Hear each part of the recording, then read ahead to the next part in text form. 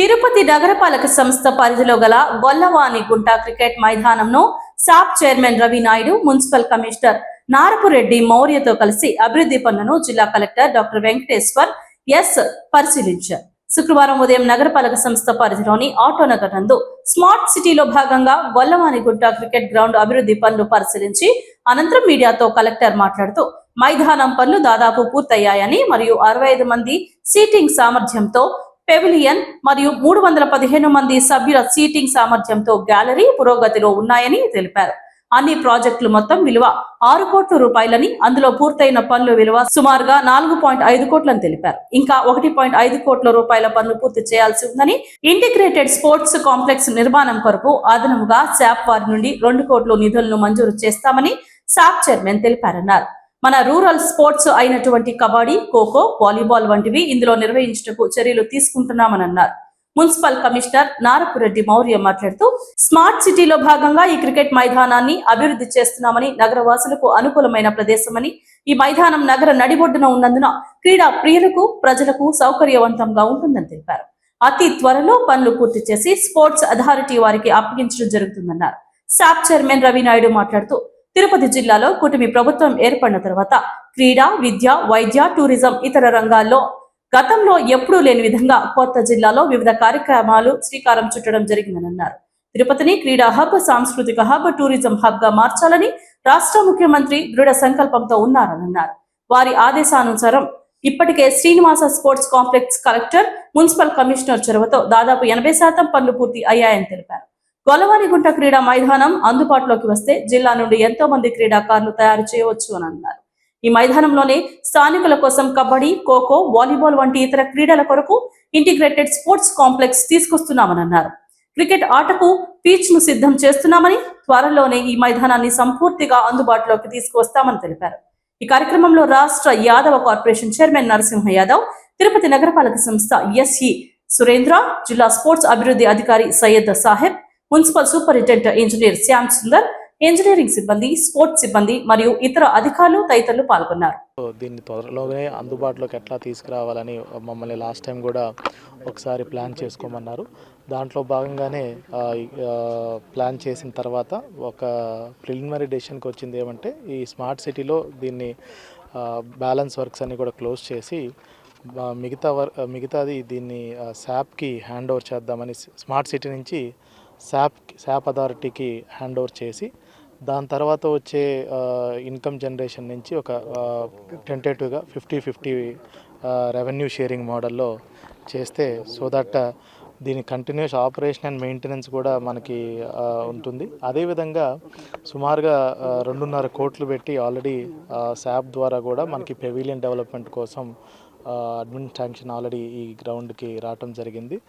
ఇదే విధంగా ఈ ఇంకొక 2 కోట్ల నిధులతో శాప్ నుంచి మనకు ఒక ఇంటిగ్రేటెడ్ స్పోర్ట్స్ కాంప్లెక్స్ లాగా చేసి వాలీబాల్, మన రూరల్ స్పోర్ట్స్ అయినటువంటి కబడ్డీ, ఖోఖో వీటిని కూడా ఇక్కడ డెవలప్ చేద్దాం అనుకుంటున్నాము.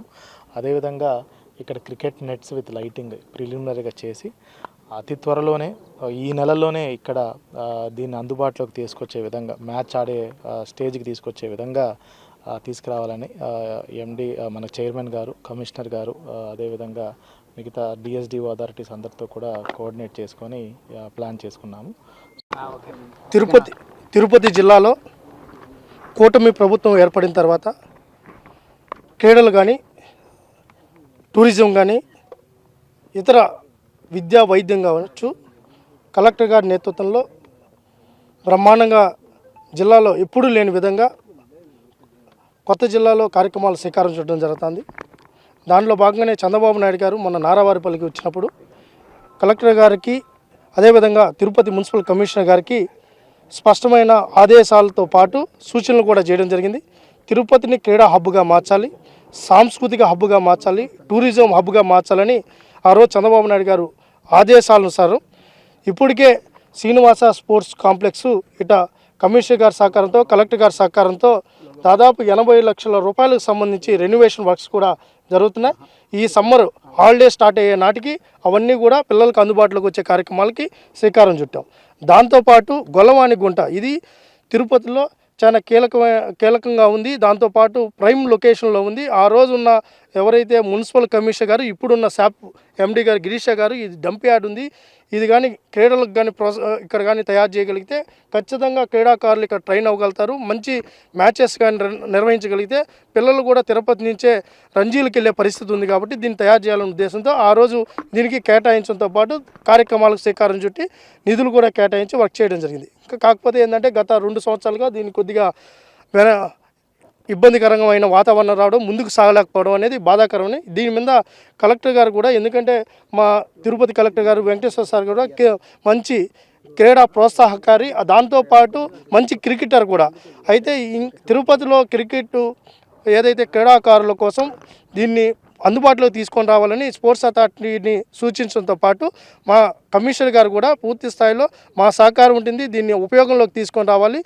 స్పోర్ట్స్ అథారిటీ ప్లస్ మున్సిపాలిటీ ఒక కంబైన్డ్గా ముందుకెళ్తే స్పోర్ట్స్ బాగా డెవలప్ అవుతుందని సూచన మేరకు ఈరోజు గతంలో ఏదైతే వర్క్ చేశారో రిమైనింగ్ వర్క్స్ దాదాపు ఇప్పటి వరకు చూస్తే 4.5 కోటికి సంబంధించిన వర్క్స్ పెండింగ్ ఉన్నాయి.